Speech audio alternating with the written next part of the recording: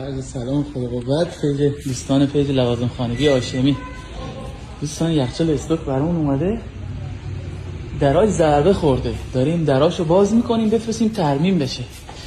مشتری هم خریداری کرده این مدلو، فرنچ 2 معمولیه. این ضربه داره باز کنی داره سرویس بشه. دوستان به این در که رسیدم اونو دیدم، بازش کردم دیدم دعاست.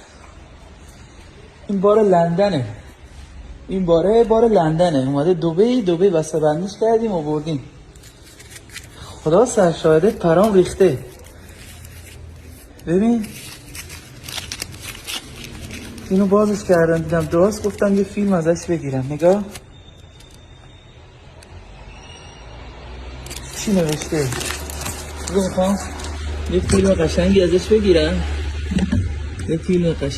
بگیرم، دوستان ببینم. اینه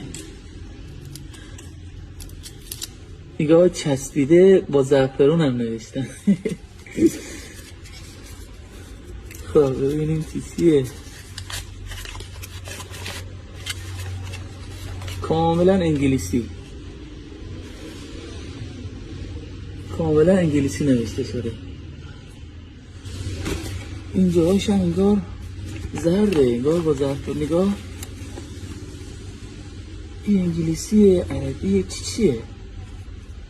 جلال خالق. این دعا همه جا هست، همه جا. یخچالو هم استوک معلوم از اون یخچالایی که مثلا 2 ماه 3 ماه خونه مشتری بوده کار کرده ها. بنابر خدا